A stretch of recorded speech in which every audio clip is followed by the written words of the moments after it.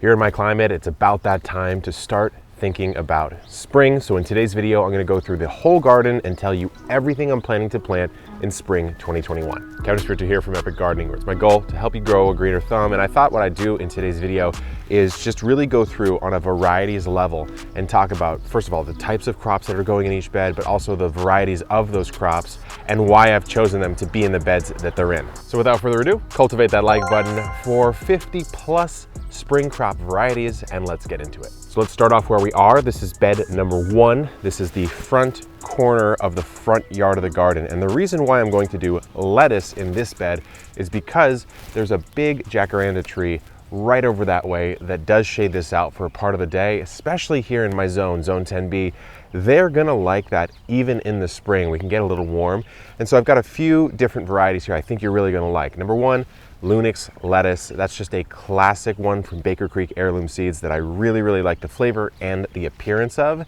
Then we've got Speckles, as you might imagine, the name implies. It's got a green leaf lettuce, and then you have these red little speckles here and there that look absolutely amazing. After that, another favorite, which is probably one of the ones I think most people grew last year, it's a Little Gem lettuce.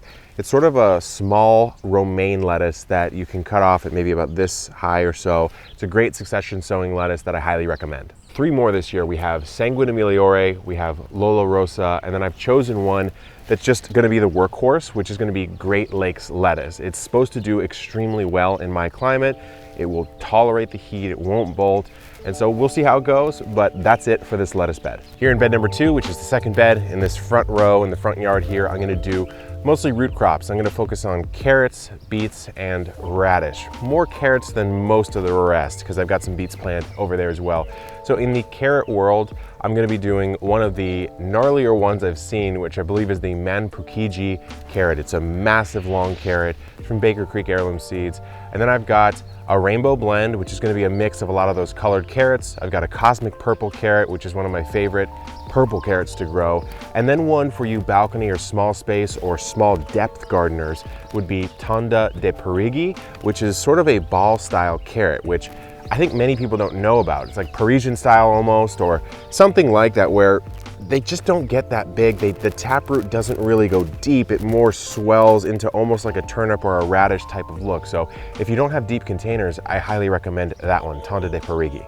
In the second row here, what I'm gonna do is beets, and I'm focusing mostly on golden beets, specifically the Badger Flame beet, and then I think there's one that's just called golden beet. I really like the flavor of them. I like the look of them. It mixes up sort of the visual appeal of the garden. And honestly, I don't like beets as much as I like other things in the garden. And so I figured, why not grow something I like? Over here, I'm gonna be doing radish. I've got some simple varieties planned and then one sort of weird one. So the first few, you've got Rudolph, which is just a red radish. You've got Cherry Bell, and then you've got Sparkler. That's the third one that's more the standard. And then Rat's Tail radish is a potted radish, which I'm really excited about. So maybe I'll do a full video on that, but I highly recommend you at the very least Google Rat's Tail radish and read a little bit about it because it's kind of interesting. In this third bed, which is the final one in the front row here, I'm gonna be doing a couple different types of peas. The first one I think many of you may know if you've been watching the channel for a while, which is Desiree Dwarf Blauschocker pea. Difficult one to say, easy one to grow. It is a purple potted pea and it is absolutely beautiful. Also grows, as the name implies, dwarf, so it's a little bit shorter than average. You can usually just stake it up with a thin piece of bamboo. You don't need a very extensive pea trellis to get it done. Over here though, I'm gonna be trying out the butterfly pea, which typically you're not eating that pea per se, you're using the flower to actually color drinks. It'll take it to this beautiful purple color, and then if you add anything acidic like lemon juice, for example, it'll bring it to this almost magenta or hot pink type of color, which is absolutely beautiful. Here in the grow bag garden, I've got a lot going on already, which is amazing. It's good to see a bed or a bag actually full of plants this early in the year. So we have pineapple sage hanging out right here, which is just a really good pollinator plant. If you want hummingbirds, it's a great way to get those in, but also a great sort of cocktail herb. Smells like pineapple, doesn't quite taste like pineapple, but still a nice thing to add in to anything that you're trying to make a little fresher. Over here, I've got 2 bags of celery. What I noticed is the celery really seems to thrive in this grow bag, provided you keep it nice and watered. So just a couple varieties there. I think it's tall Utah celery, which is a very classic variety. Over here in this multi-pocket bag, this is what I'll call my herb green bag. And so I've got cilantro here, I have dill in the back, rosemary, we've got a sage, a couple different types of sage, there's a variegated sage, and then also oregano, and then finally at the top, we are topping it off with a little purple lady bok choy. Right here, another one of these multi-pocketed bags, which the link is going to be in the description for, but it's just greens, just leafy greens, a couple different types, some of the stuff that I talked about actually in that first bed. Over here, I have a bag specifically for lemongrass. Over here, we've got some cutting onions, just some green bunching onions, doing very simply. And then over there, I've got a purple cabbage, more purple lady bok choy, nasturtium, which I think a lot of people wouldn't think to grow in its own bag or dedicate a container to. I really like it. It bushes up really nicely. You can eat it. You can actually pickle the seeds and turn them into a caper-like sort of product. And then it's just a great crop to have as a trap crop, so to speak, for aphids. Aphids will go all over that, and they won't so much go on some of the other plants. Right there, we've got mint, which of course, you know, needs its own container. Mint really seems to do quite well in grow bags, very similar to the celery as long as you keep it well watered. And then up front in the big boy grow bag, I've got all sorts of Asian greens. So I have Chinese cabbage hiding in there. I've got the mustard just cascading all over everything. And then I also threw in one more kale plant. In my vertical towers, these green stock gardens, of which I now have 2 of them, I'm actually going to take a little bit of a turn this spring and plant mostly flowers in these. I do have some lemongrass starts coming in right now, but I'm focusing on calendulas, which are very easy to grow flowers, and also borage, which is again, a very simple one. It might get a little unwieldy. Borage can get really, really big, but I want this because I really want a pollinator attractor that's not necessarily in my beds, but is immediately adjacent to the beds. And so I have another one that I need to set up over here. And if you guys are interested, I'll do a full profile on why I like this particular vertical garden the most. So let me know down in the comments if that's something you're interested in. But again, calendula, we're gonna be doing some zinnias, we're gonna be doing some borage, and probably some other flowers that I'm just gonna throw in the mix. In this bed here, we'll call it bed 4, I suppose, we're going to be growing our alternative greens, which would be your greens that really do well in spring. So spinach, I'm going to specifically be growing Carmel spinach, and a couple Asian varieties from Kitazawa Seed Company. One of them is called Summerfest, which of course would mean that you could grow it into the summer. It'll be a little bit more tolerant because it's not a true spinach. And then also Okame spinach will be one that's on my list.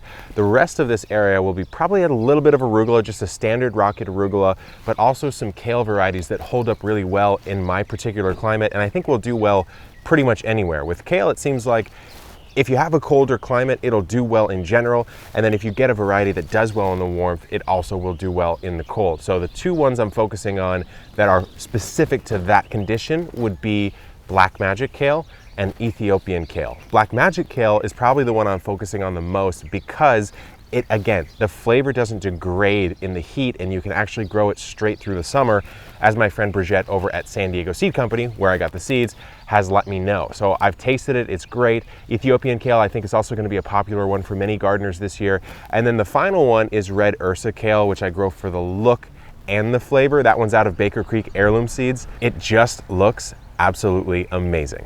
In my round tall bed here, which is almost directly in the middle of the front yard garden, I want to focus on brassicas, and specifically I was going to do just like a broccoli or a cauliflower here, which would actually be fine and it would be fun to do, maybe a Romanesco style, but I got my hands on a giant cabbage seed from my friend Kevin, also Kevin, in the UK. He's Giant Veg. He has a bunch of world records for growing giant vegetables. He actually got me some seeds of giant cabbage, giant zucchini, giant cucumbers, and a giant tomato, as in the tomato just has a ton of tomatoes per truss. But in this particular bed, because it's round, what I want to do is really focus on that giant cabbage, because these cabbages get absolutely massive. We're talking 80, 90 pounds or so. And so you need those fan leaves that come out this way to actually be supported by an edge. So it's gonna go straight in the middle. I'm gonna baby it and care for it like my life depends on it. I don't know if I'll get a world record on this particular year of cabbage. I gotta probably flex my muscles a little bit, but a giant cabbage is gonna go in this bed. In our final bed I'll talk about in this video, in the front yard, I'm gonna be doing more flowers. So we're doing cosmos in here. Candy Stripe Cosmos is probably going to be the one I'm most excited about, but also some sunflowers, and there's some dwarf ones that I think will work really well. Dwarf Sun Gold, I believe, is the one that I might push up towards the front here. And something you can think about when you're planting these flowers is the terminal height of them. How high do they actually get? And if you want, you could almost do like a stadium seating style array of different flowers. So for example, even just within sunflowers, you could do a Dwarf Sun Gold, you could do a Velvet Queen, and then you could do one of those giant style sunflowers in the back, and that plays well with the sun because the sun's going to be coming in like this throughout the day, and so these will always get sun, they won't be shaded out. Just kind of an interesting thing to do, but I did want to have a beautiful colorful patch in this front yard, which the sunflowers and the cosmos will take care of. Here in the back garden we've got some potatoes going in.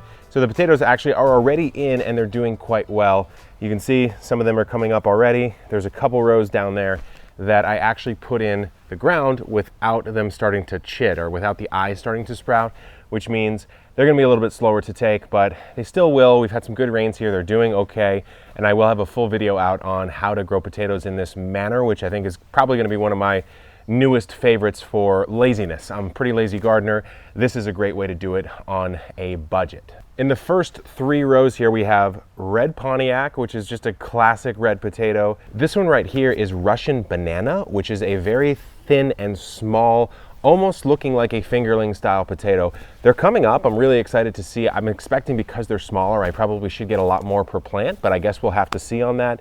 And then French fingerling is coming up, a very classic and prized one amongst chefs. The next 3, I've got Chieftain right there, which is again coming up. And then the 2 that are struggling are Red Pontiac.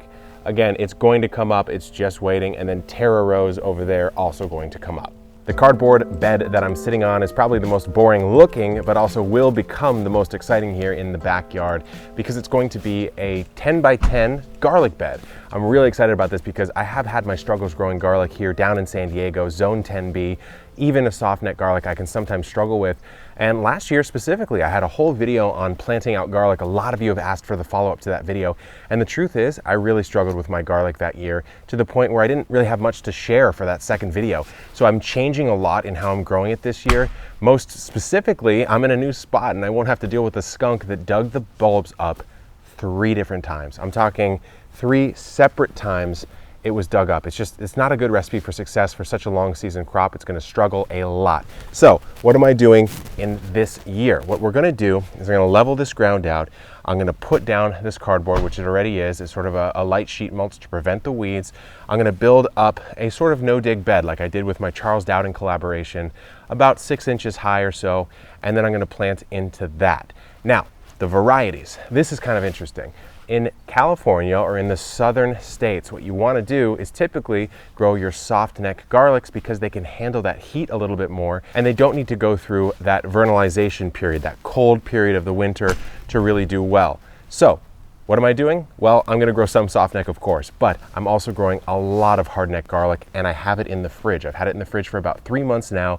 I'm trying to fake the winter and really master growing hard neck garlic in a warm climate. So this is a long list. There's 10 different varieties. I want to read them off to you, and I'll put some photos up for you. So the first one I'm going to be growing, Oregon Blue. The next one is going to be called German White. Then I'm going to be doing Killarney. Next up is Montana Zemo. Then we have Majestic. Now one I have grown is next. That's Inchellium Red. I've grown that one before. Then Russian Red, Chestnut Red, Blossom, and Romanian Red. And so again, trying to push the limits. This could again be a struggle year for garlic, because I'm growing something that technically is not recommended here, but we're gonna see how it goes, and I will update you, rain or shine, success or failure, on this garlic bed here. There are a few more beds here at the Epic Garden that I'm gonna plant out, but as you can see, some of them are quite full already with some beautiful varieties. We have some lacinato kale here, some golden beets. These are all coming out relatively soon. And these back 2 beds, is this round one right here, and then the massive honking bed over to my left. I'm just gonna be planting whatever I want. I'm gonna leave some space for not as meticulous of a plan, and I think that's important, especially as a beginner gardener.